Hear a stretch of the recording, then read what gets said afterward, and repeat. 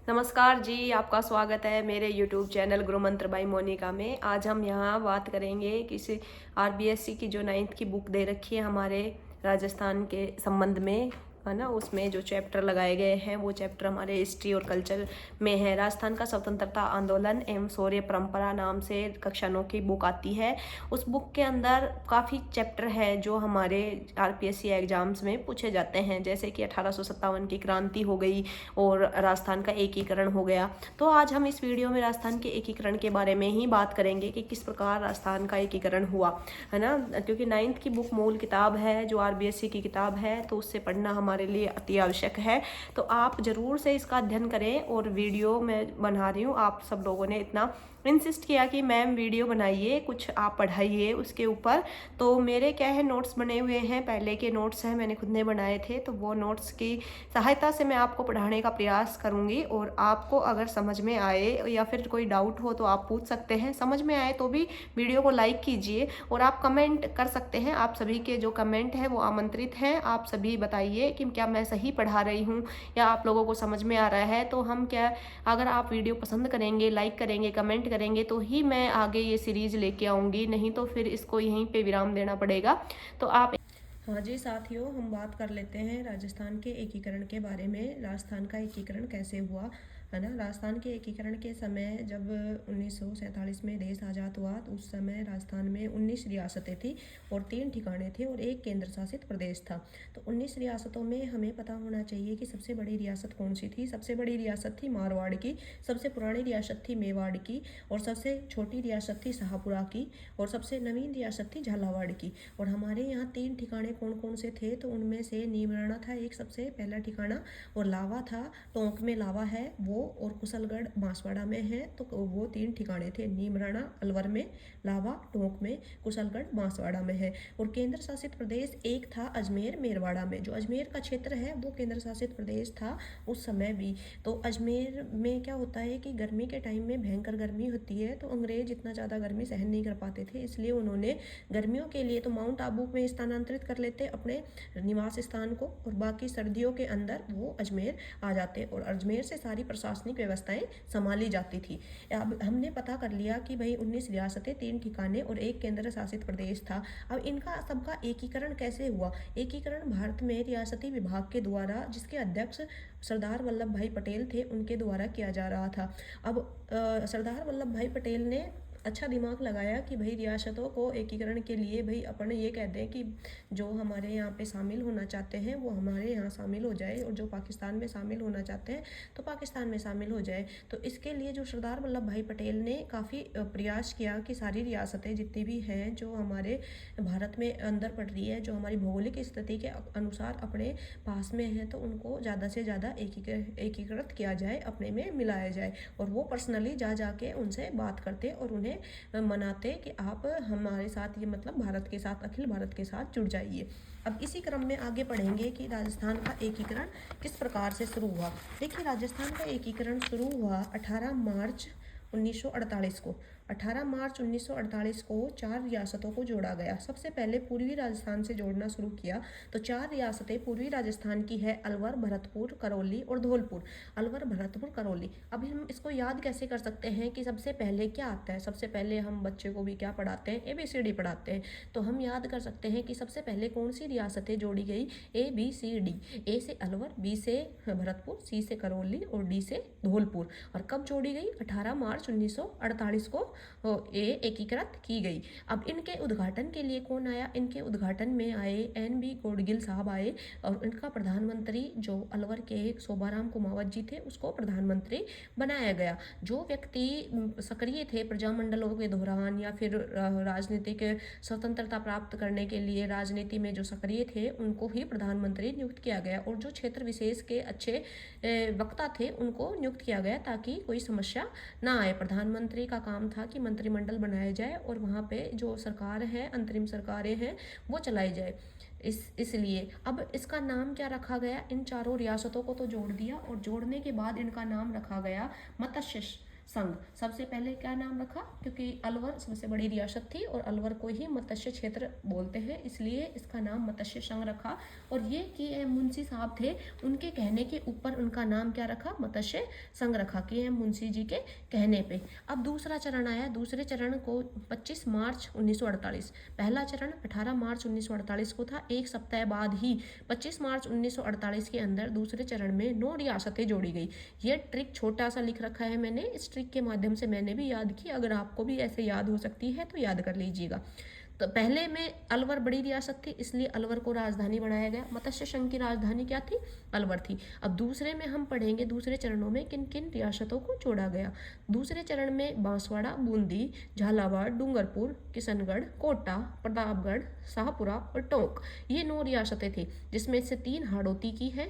हाड़ौती की रियासत, उस टाइम 12 कोई रियासत नहीं थी, इसलिए 12 को छोड़कर कोटा, बूंदी और झालावाड़, ये 3 रियासतें थी, ये तीनों ले ली गई। और 3 ही हमारे दक्षिणी राजस्थान की रियासतें, बांसवाड़ा, डूंगरपुर और प्रतापगढ़, ये 3 रियासतों को एक 3-3-6 हो गई। उसके साथ में थी शाहपुरा और टोंक और एक किशनगढ़। जी ठीक है, अजमेर के पास जो किशनगढ़ रियासत है ना, वो किशनगढ़, शाहपुरा और टोंक। तो किशनगढ़ और शाहपुरा और टोंक के तीनों एक जगह बीच मध्य राजस्थान की रियासतें थी। तो 3-3-3 के क्रम में 9 रियासतें जोड़ी गई। अगर आप ट्रिक याद नहीं करना चाहते तो ऐसे याद कर सकते हैं कि भाई दक्षिणी पूर्वी राजस्थान की हाड़ौती वाली 3 रियासतें, दक्षिणी राजस्थान की 3 रियासतें और मध्य राजस्थान की 3 रियासतें, जिसमें शाहपुरा, टोंक और किशनगढ़ थे। तो ऐसे 3-3-3 करके 9 रियासतें जोड़ी गई दूसरे चरण में। और पहले चरण के एक सप्ताह बाद दूसरा चरण हुआ 25 मार्च 1948 को। अब इनके भी जो उद्घाटन के लिए गोडगिल साहब भी आए, क्योंकि गोडगिल साहब घूम रहे थे, ज़्यादा टाइम हुआ नहीं था, एक ही सप्ताह हुआ था, तो कहा गोडगिल साहब को कि गोडगिल साहब आप फ्री हो, आप ही जाइए और रियासतों का उद्घाटन कराइए। अब इन 9 रियासतों में सबसे बड़ी रियासत और जिनके राजा दमदार थे वो कोटा रियासत थी, इसलिए कोटा को बनाया गया राजधानी, है ना। हम इनके जो राज प्रमुख वगैरह बनाए गए हैं उसको आगे चर्चा कर लेंगे, एक बार हम मोटा मोटा वैसे पढ़ लेते हैं।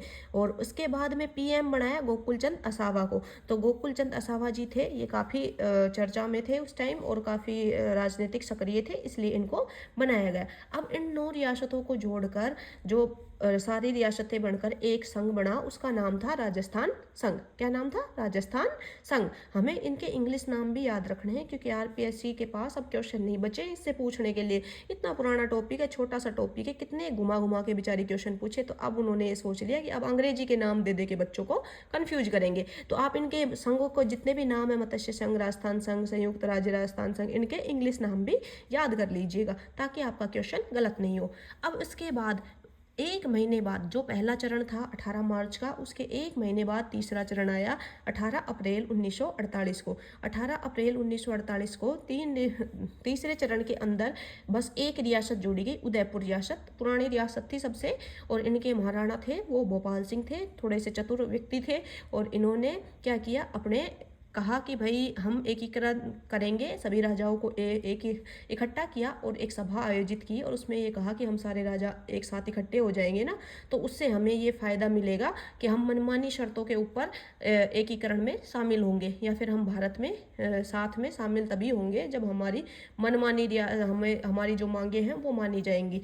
लेकिन फिर विवाद ये हुआ कि भाई ठीक है, सभा तो बना ली जाएगी, लेकिन सभा का हेड कौन बनेगा। तो उस हेड के ऊपर विवाद हो गया, क्योंकि जयपुर, बीकानेर और जैसलमेर कुछ रियासतें जो बड़ी रियासतें थी, तो उन्होंने कहा, उनके महाराजा जो थे उन्होंने कहा कि हम भी तो भाई इस पद के दावेदार हैं, तो इसलिए बात फिर बनी नहीं। इसलिए फिर इन्होंने सोचा कि अब कोई साथ ही नहीं दे रहा, तो भाई अपने ही अकेले ही शामिल हो जाते हैं। इसलिए इन्होंने विशेष शर्तें भी रखी। उस टाइम सभी ने सोच रखा था, रियासती विभाग जो था भारत का, उन्होंने ये सोच रखा था कि 10 लाख से ज़्यादा प्रीवी पर्स नहीं दिया जाएगा, है ना, किसी को भी, किसी भी रियासत के राजा को। लेकिन जो महाराणा थे वो चतुर थे, और उन्होंने कहा कि नहीं नहीं भाई, मेरे को तो ज़्यादा चाहिए, मैं तो 10 लाख में नहीं जुड़ूंगा। तो उन्होंने क्या किया, उन्होंने कहा कि भाई मेरे को 20 लाख रुपए प्रीवी पर्स के दिए जाएँ। ये हमारी 9th की किताब में दे रखे फैक्ट। महाराणा को 10 लाख रुपये प्रीवी पर्स के दिए। रियासती विभाग ने भी एक तरीका ढूंढा कि ठीक है, 10 लाख रुपए आपके प्रीवी पर्स के दे देते हैं, 5 लाख राज प्रमुख जो बनाएंगे आपको उसके पद का भत्ता मिल जाएगा, और 5 लाख वार्षिक जो मेवाड़ राजवंश की जितनी भी धार्मिक परंपराएं हैं उनके लिए आपको दे दिया जाएगा। ठीक है, तो ये अलग से फैक्ट दे रखा है। तो मतलब एक महाराणा ऐसे थे जिनको 10 लाख रुपए प्रीवी पर्स में अगर पूछा जाए तो प्रीवी पर्स में कितनी राशि दी गई, 10 लाख दी गई, लेकिन शेष 5-5 लाख अलग से 2 चीज़ों के लिए, राज प्रमुख पद के भत्ते के लिए वार्षिक दी गई थी, और जो राजवंश था उसके धार्मिक कार्य जो होते आ रहे थे उनके लिए 5 लाख रुपए अलग से दिए गए। तो टोटल 20 लाख रुपए ऐसे दिए गए। अब उदयपुर को तीसरे चरण में जोड़ लिया गया। याद कैसे रखेंगे, तीसरा चरण में उदयपुर जोड़ा। उदयपुर का जो स्टार्टिंग ऊ है, ऊ किसके जैसा लगता है, 3 के जैसा लगता है। तो तीसरे चरण में क्या जुड़ी, उदयपुर जुड़ी। और पहले चरण में 18 मार्च में ABCD जुड़ी थी, तो उसके 1 महीने बाद तीसरा चरण आया। ठीक है, विषम संख्याओं से याद कर लेंगे। अब थोड़े महाराणा नाटक कर रहे थे, तो उद्घाटन के लिए किसको आना पड़ा, चाचा मतलब JLN मतलब जवाहरलाल नेहरू साहब को। भाई इतने बड़े व्यक्ति को आना पड़ा क्योंकि भाई ये महाराणा भी बड़े थे और इनके थोड़ी समस्याएं ज़्यादा थी, इसलिए जवाहरलाल नेहरू साहब आए। अब उसके बाद उन्होंने, जवाहरलाल नेहरू साहब ने कहा उदयपुर में, माणिक्यलाल वर्मा उस टाइम सक्रिय थे कि भाई माणिक्यलाल वर्मा जी आप बन जाइए इनके PM प्रधानमंत्री और एक मंत्रिमंडल बनाइए। तो फिर माणिक्यलाल वर्मा जी ने कहा ठीक है मैं बन जाता हूँ, वो बन गए। लेकिन महाराणा ने फिर से नाटक किए। महाराणा ने कहा कि मेरे जागीरदारों को भी मंत्रिमंडल में शामिल करो ताकि हम नीतियों में थोड़ी मनमानी कर पाए। तो माणिक्यलाल वर्मा ने मना कर दिया कि अगर ऐसा कुछ होगा तो फिर मैं प्रधानमंत्री नहीं रहूंगा। लेकिन जो चाचा आए थे, जवाहरलाल नेहरू साहब आए थे, उन्होंने समझाया वर्मा को कि माणिक्यलाल वर्मा जी आप टेंशन ना लीजिए, अगर आपको दिक्कत आए ना, आप और राममूर्ति सर जो यहाँ पे उदयपुर में ही थे तो उनको लेके जाइए और दिल्ली के रियासती विभाग से सलाह ले लीजिए, और कोई दिक्कत नहीं, मस्त हो के आप तो मंत्रिमंडल बनाइए। और 11 माह के लिए मंत्रिमंडल रहा, ये प्रधानमंत्री रहे और बहुत शानदार काम इन्होंने किया। तो अब देखिए उदयपुर किन में शामिल हुई, दूसरे चरण की जितनी भी रियासत थी, 9 रियासत और एक रियासत मिलकर 10 रियासत हो गई। उन रियासत का नाम था संयुक्त, क्योंकि 9 रियासतों में एक रियासत जोड़ी है, इसलिए क्या किया, संयुक्त किया। तो संयुक्त राज्य राजस्थान बनाया गया। ठीक है, यूनाइटेड स्टेट राजस्थान, संयुक्त राज्य राजस्थान, ये याद रखेंगे, इंग्लिश में नाम भी याद रखेंगे। यूनाइटेड स्टेट राजस्थान कब बना, तीसरे चरण में। संयुक्त कब हुआ, 3 चरणों में हुआ। कौन कौन सी रियासतों को संयुक्त किया गया, जो बांसवाड़ा, 3 तो हाड़ौती की थी, है ना, हाड़ौती की कौन कौन सी थी एक बार देख लेंगे, कोटा, झालावाड़, बूंदी, और 3 नीचे की दक्षिणी राजस्थान की थी, बांसवाड़ा, डूंगरपुर, प्रतापगढ़, और 3 मध्य राजस्थान की थी, शाहपुरा, किशनगढ़ और टोंक। तो 3 में अब जोड़ दिया गया उदयपुर का एरिया, क्योंकि बीच में ये उदयपुर बच रहा था तो उदयपुर जोड़ दिया गया। तो अब ये क्या बन गया, संयुक्त होकर संयुक्त राज्य राजस्थान, यूनाइटेड स्टेट राजस्थान बन गया। जवाहरलाल नेहरू आए क्योंकि उदयपुर जुड़ा था और महाराणा के नाटक थे, इसलिए जवाहरलाल नेहरू जी उद्घाटन के लिए आए, और वर्मा साहब को क्या बनाया गया, माणिक्यलाल वर्मा को प्रधानमंत्री बनाया गया। अब बात कर लेते हैं चौथे चरण की। अब चौथे चरण में क्या हुआ, 30 मार्च 1949 को चौथा चरण आया। भाई 48 में तो 3 चरण हो लिए, अब 49 में कितने, 2 चरण होंगे। तो 49 में भी कब, 30 मार्च से शुरू किया गया। 30 मार्च 1949 को बड़ा फैसला लिया गया, कहा कि भाई बाकी लगभग राजस्थान का एकीकरण हो गया। अब बच गई जो जितनी भी बड़ी बड़ी रियासतें थी ना, वो जैसे कि ट्रिपल JB का मतलब है, आप ये याद कर सकते हैं चौथे चरण के लिए, ट्रिपल JB मतलब 4 चरण है, तो कितनी रियासतें हैं, 4 रियासतें हैं। 4 रियासतें कौन कौन सी, जयपुर, जोधपुर, जैसलमेर और बीकानेर, है ना।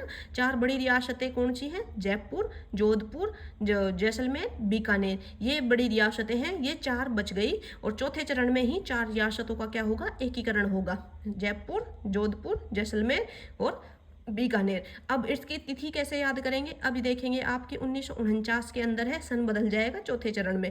और 30 मार्च को हम क्या मनाते हैं, राजस्थान दिवस मनाते हैं। सबको पता होगा राजस्थान दिवस इसीलिए मनाया जाता है कि भाई इसमें लगभग सारी रियासतें का एकीकरण हो गया था, क्योंकि यही 4 रियासतें मोटी मोटी थी जो बच रही थी, बड़ी बड़ी रियासतें थी। अब इनका एकीकरण 30 मार्च 1949 को कर दिया जाता है। तो 30 मार्च इसलिए इंपॉर्टेंट है, राजस्थान दिवस मनाया जाता है, पूरा राजस्थान एक हो जाता है, इसलिए 30 मार्च है। और 1949 को हम याद रख लेंगे कि 4 रियासतों को जोड़ा गया। अब किसके अंदर जोड़ा गया, इन 10 रियासतों में। कौन सी रियासतों में, इन 10 रियासतों में जोड़ा गया, दूसरे चरण की और तीसरे चरण की। मतलब जो राजस्थान संघ था और संयुक्त राज्य राजस्थान था, उसके अंदर इन 4 रियासतों को जोड़ा गया। अब देखेंगे कि संयुक्त जो संयुक्त राज्य राजस्थान था उसके अंदर 4 रियासत बड़ी जोड़ दी। बड़ी रियासत, बड़ी का मतलब क्या हो गया, वृहत, वृहत का मतलब ये होता है ना बड़ी, तो वृहत राजस्थान बन गया, बड़ा राजस्थान बन गया। क्या बना भाई, बड़ा राजस्थान, ग्रेटर राजस्थान। भाई ग्रेटर उसी को तो कहते हैं जो बड़ा बन जाए, मतलब सारा राजस्थान जुड़ गया, खूब बड़ा राजस्थान हमारा बन गया। इसलिए इसका चौथे चरण का जो नाम था वो क्या था, बृहत राजस्थान या ग्रेटर राजस्थान, याद रख लेंगे। ठीक है, अब इसमें देखेंगे कि भाई अब जयपुर इसमें सबसे बड़ी और सबसे इंपॉर्टेंट थी, इसलिए राजधानी किसको बनाया गया, जयपुर को बनाया गया। और इसके उद्घाटन के लिए कौन आए, खुद जो रियासती विभाग के अध्यक्ष साहब थे सरदार वल्लभ भाई पटेल जी, वो आए इसका उद्घाटन करने के लिए। और जो हीरालाल शास्त्री जी थे उनको यहाँ का पीएम, प्रधानमंत्री बनाया गया। अब ये देख लेंगे कि भाई पी सत्यनारायण समिति भाई उस टाइम गठित की गई कि पी सत्यनारायण राव समिति, और उनके ही सुझाव, उन्होंने ही सुझाव दिए कि आप है ना एक काम कीजिए, ऐसे ऐसे कर लीजिए। जयपुर को तो आप क्या दे दीजिए, उन्होंने कहा कि भाई अलग अलग ये तो बिरज जाएंगे, बड़ी बड़ी रियासतें, इनको कुछ नहीं दिया, तो कहा जयपुर को तो राजधानी बना दो। तो फिर बाकी लोगों ने कहा, पटेल साहब ने कहा कि जयपुर को राजधानी बना दी, तो जोधपुर, फिर जोधपुर के महाराणा बिरजते हैं कि हमें तो कुछ नहीं दिया, बीकानेर के बिरचेंगे कि हमें कुछ नहीं दिया, जैसलमेर के तो चलो इतना ज़्यादा नहीं करेंगे, हाउल्ला कोई बात नहीं। तो पी सत्यनारायण जी थे, उन्होंने बड़ा दिमाग लगाया, उन्होंने कहा कि जयपुर को तो राजधानी बना दो, जोधपुर को हाई कोर्ट दे दो और बीकानेर को शिक्षा विभाग दे दो। फिर कहा कि ये पीछे वाले बिरचेंगे, तो क्या कोटा को आप वन संपदा दे दो, और क्या बच गया, उदयपुर, उदयपुर को आप खनिज दे दो, है ना। तो ऐसे करके इन्होंने पूरा एक व्यवस्था बैठा ली कि ठीक है, कोई नाराज भी नहीं होगा। और चौथे चरण में 4 रियासतों को जोड़ दिया, जयपुर, जोधपुर, जैसलमेर और बीकानेर। लगभग राजस्थान का निर्माण हो गया, पूरा राजस्थान एकीकरण हो गया। और तो इसका नाम, इसीलिए 30 मार्च को आप देखेंगे कि राजस्थान दिवस मनाया जाता है। 30 मार्च 1949 को लगभग रियासतें जुड़ गई थी। अब आएगा 5वां चरण। 5वें चरण में 15 मई 1949 को क्या हुआ, 5वां चरण हुआ। 15 मई 1949 को याद रख लेंगे कि मार्च के अंदर तो लगभग राजस्थान वो हो गया। अब कहा कि भाई ठीक है, 9, 1, 10 और 4, 14 रियासतें तो जुड़ गई है। तो अब ये पूर्वी राजस्थान का भी तो हिस्सा अलग है, ये मत्स्य संघ अलग है, तो क्यों ना हम इस मत्स्य संघ को वृहत राजस्थान में जोड़ दिया जाए, है ना, वृहत राजस्थान में इकट्ठा कर दे। तो 5वें में क्या हुआ, 1 और 4 मिलके, 1 और चौथा चरण मिलके क्या बनेंगे, 5वां चरण बनेगा। ठीक है, तो एक चरण में क्या थी, अलवर, भरतपुर, धौलपुर, करौली, ये 4 रियासतें थी। और चौथे चरण में कौन कौन सी रियासतें थी, सारी रियासतें थी, 14 रियासतें थी टोटल, क्योंकि ये सारी जुड़ के ही बनी है कि भाई बांसवाड़ा, बूंदी, डूंगरपुर, झालावाड़, किशनगढ़, कोटा, प्रतापगढ़, शाहपुरा, टोंक, उदयपुर और जयपुर, जोधपुर, जैसलमेर, बीकानेर, है ना। तो इनके अंदर अलवर, भरतपुर, धौलपुर, करौली को जोड़ दिया गया। कब जोड़ा गया, आप याद रख लीजिए, 15/5/1949 को, 15/5/1949 को मई के अंदर, मान लीजिए गर्मी की छुट्टियां हो रही है और उसमें 1 + 4 कर दिया, 5 जोड़ दिया गया, है ना। जैसे 5वां चरण बन गया। 5वें चरण का नाम क्या दिया, अब देखो, वृहत राजस्थान तो चौथे चरण में ही बन गया था, वृहत में भी मत्स्य संघ जोड़ दिया तो और संयुक्त कर दिया, तो ये बन गया संयुक्त वृहत राजस्थान। भाई जुड़ के जो बड़ा राजस्थान बना ना, संयुक्त वृहत राजस्थान बन गया, यूनाइटेड ग्रेटर राजस्थान। आपको इंग्लिश का भी याद रखना है। 5वें चरण में क्या हुआ, 5 घना ही बड़ा नंबर है, इसलिए संयुक्त वृहत, यूनाइटेड ग्रेटेड राजस्थान बना। अब 5वां चरण कंप्लीट हो गया। अब छठे चरण में एक सिरोही बच गया था, है ना, सिरोही का हिस्सा बच गया, सिरोही छोड़ दिया गया था, सिरोही रियासत को। तो उसको 26 जनवरी 1950 में जब हमारा संविधान लागू हुआ, तो जो बची कुची रियासतें थी या कुछ बच गया था, उनको सबको जोड़ दिया। 26 जनवरी 1950 को सिरोही रियासत को जोड़ दिया गया। और यहाँ पे किसी को प्रधानमंत्री वगैरह बनाने की आवश्यकता नहीं पड़ी। प्रधानमंत्री बनाने का सिलसिला बस इन बड़े बड़े रियासतों को जोड़ने तक ही था।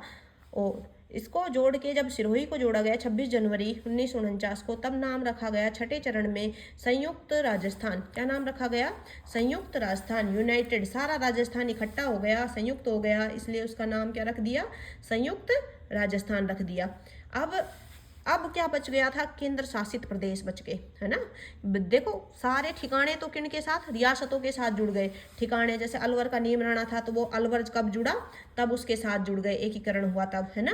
ऐसे ही बांसवाड़ा का था और टोंक का था, जब जब रियासतें जुड़ी तब तब ठिकाने जुड़ते गए। लेकिन केंद्र शासित प्रदेश था अजमेर मेरवाड़ा, तो अजमेर मेरवाड़ा और माउंट आबू, बता रहे ना, माउंट आबू में वो शिफ्ट कर लेते थे कि गर्मी सर्दी के हिसाब से, तो अजमेर मेरवाड़ा, माउंट आबू। और एक सुनेल टप्पा क्षेत्र था हमारा, जो उस सुनेल टप्पा क्षेत्र, ये है लगभग हमारे इधर मालवा के आसपास लगता है, तो वो क्षेत्र। तो ये 3 क्षेत्र बचे थे। इन 3 क्षेत्रों को कब जोड़ा गया? 1 नवंबर 1949 में 7वें चरण के अंदर 1 नवंबर 1956 में जोड़ा गया। सॉरी, मैंने गलती से 1949 बोल दिया, सॉरी।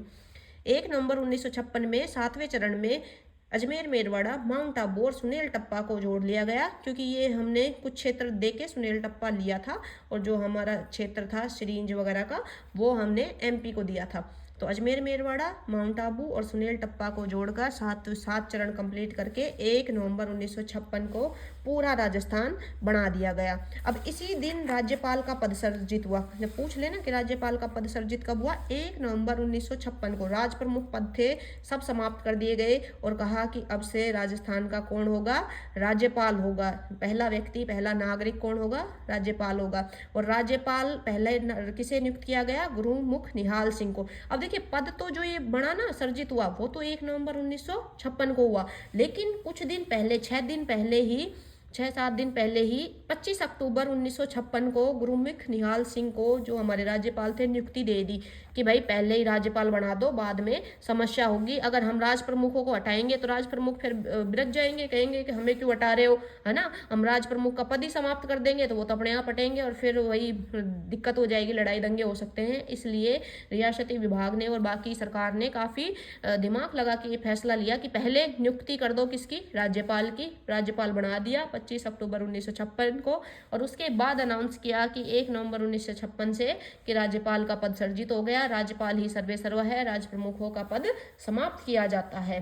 तो ये हो गए एकीकरण की बात। अब हम देख लेते हैं कि राज प्रमुख कौन कौन थे, है ना। देखिए, पहला चरण था, उसमें अलवर, भरतपुर, धौलपुर और करौली, ये थे ना, ABCD, अलवर, भरतपुर, करौली, धौलपुर। अब अलवर को तो क्या बना दिया गया था? राजधानी बना दिया। तो अलवर के राजा खुश। भरतपुर, धौलपुर और करौली, तो भरतपुर और करौली थे वो इतने बड़े नहीं थे, इसलिए फिर जो इनके धौलपुर के राजा थे, उन्होंने कहा, वो थोड़े से नाटक कर रहे थे, इसलिए उनको क्या बना दिया? उदयभान सिंह को राज प्रमुख। तो पहले चरण के राज प्रमुख कौन हो गए? उदयभान सिंह धौलपुर के हो गए। दूसरे चरण में बाबू झाड़ूकी को प्रसाटो, 3 नीचे की दक्षिणी राजस्थान की, 3 हाड़ौती की और 3 मध्य राजस्थान की जो रियासतें थी, उनमें कोटा की रियासत को ही क्या बनाया गया था? उसकी राजधानी बनाया, और कोटा के ही भीम सिंह को क्या बनाया? राज प्रमुख बनाया। फिर तीसरे चरण के अंदर आ गया उदयपुर। उदयपुर के जो भूपाल सिंह थे, उनके ड्रामे अलग थे, इस वजह से क्या किया? भूपाल सिंह को तो बनाया राज प्रमुख। अब राज प्रमुख बनाया तो भीम सिंह नाराज हो गए। भीम सिंह जी को क्या कर दिया? कोटा वाले को, राज प्रमुख को हटा के उनको उपराज प्रमुख बना दिया। क्या बना दिया? उपराज प्रमुख बना दिया।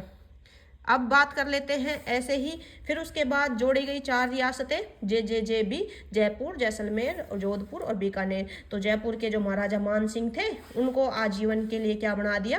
राज प्रमुख बना दिया। अब राज प्रमुख इनको बना दिया तो भोपाल सिंह तो नाराज हो गए। महाराणा ने कहा कि भाई ऐसे कैसे, आपने मेरे को कहा था आजीवन बनाओगे, तो इनको कहा कि आप महाराज प्रमुख बन जाइए। ठीक है, आप क्या बन जाइए? महाराज प्रमुख बन जाइए। उपराज प्रमुख ये भीम सिंह जी रह जाएंगे, और हम इनको राज प्रमुख मान सिंह जी जयपुर को बना देंगे। अब उसके बाद फिर ये राज प्रमुख किसी को नहीं बनाया गया 5वें 6ठे चरण के अंदर, है ना। और फिर 7वें चरण में तो क्या हो गया? राज प्रमुख की जगह राज्यपाल का पद सर्जित कर दिया कि भाई इनके तो लड़ाई दंगे चलते ही रहेंगे, राज्यपाल बनाओ और हटाओ ये राजाओं का सिस्टम। और हमारा संविधान लागू हो ही चुका था 26 जनवरी 1950 को, और उसके बाद में 1 नवंबर 1956 को राज्यपाल का पद सर्जित हुआ, और गुरुमुख निहाल सिंह को 25 अक्टूबर 1956 को ही बना दिया गया राज्यपाल, है ना जी। तो हमने देख लिया जो भी हमारे इस किताब में जितने भी इम्पोर्टेंट फैक्ट थे, और बाकी जो फैक्ट थे वो सब देख लिए। आई होप आपको वीडियो पसंद आई होगी, और अगर वीडियो पसंद आई है तो वीडियो को लाइक कीजिए, चैनल को सब्सक्राइब कीजिए। मिलते हैं फिर अगली वीडियो में। इसके कुछ फैक्ट रह गए होंगे तो मैं फिर से करा दूंगी, है ना। अभी के लिए मैं आपसे अनुमति चाहूँगी। ठीक है जी, धन्यवाद जी।